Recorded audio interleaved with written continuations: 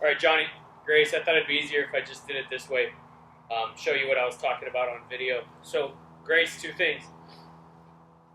As you're into your stance, the stance looks good, the knees are bent, the setup position looks really good while you're in this stance.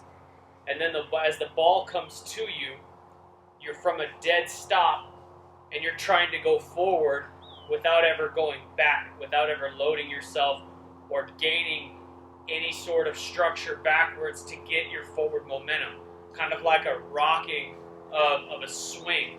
So when I talked to you before about kind of stretching the rubber band in order to create more power and more tension on your swing. Okay, so an analogy that I could use is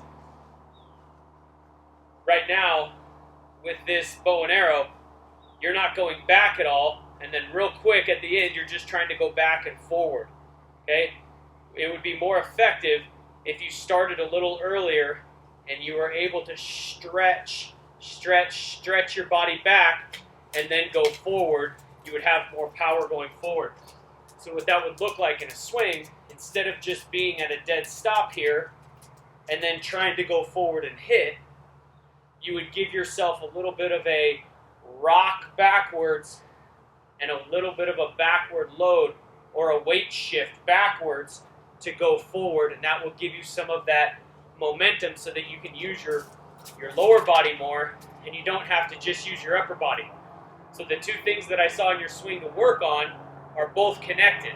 And the first part of it is starting from a dead stop means that you're not going to have anything to go forward with as far as your lower body momentum. So when you go forward, you're going to want to start and try to get your barrel out there right away, and your hands are going to go first. My dog's going crazy. She's excited. So the second part of it is we want the hips to go first, then we want the shoulders to turn, and the last thing we want is for the barrel to get in place. And right now, Grace, as you move forward, starting from this position, because you don't get rocked back, you're starting from this position and going forward, your first move is getting the barrel here before your hips and shoulders can turn, and then you go and attack the ball out in front. Okay, so what's going to help you is to try to have this go last as far as your arms and your back elbow getting into position. You're doing a good job of getting your barrel on plane and into position here.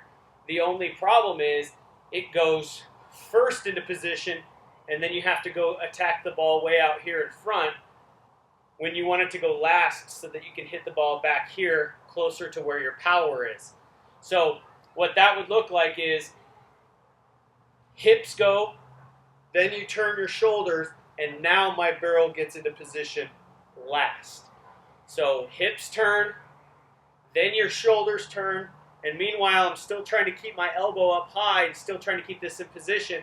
And then right before I can't hold my upper body back anymore, then I throw my back elbow into position, and then my barrel comes through last. Okay, so again, get a little bit of a sway or a little bit of movement, rock back so that you can go forward, and then let your hips and shoulders get out of the way before you get your back elbow down and get your barrel into position. Okay? So some things that you could do to work on that.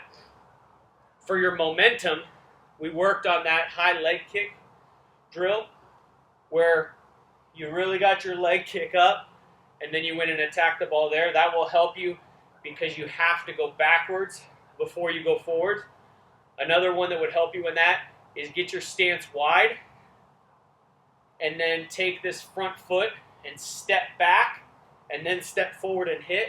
That will make you go back and forward.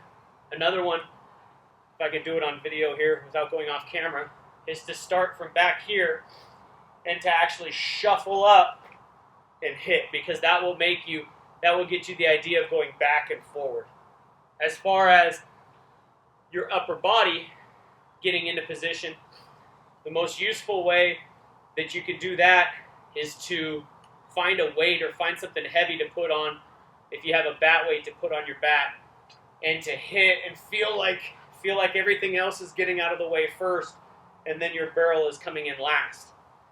But really, as far as the bat staying back, it's more of something that you just have to try to not let this go first and get out in front, and try to hold it back here and let everything else get out of the way first, and then come and attack from the upper body and the barrel last. Remember, it's hips, then shoulder turn, and then the last thing to come through the zone is the barrel. All right, hope you guys are doing good.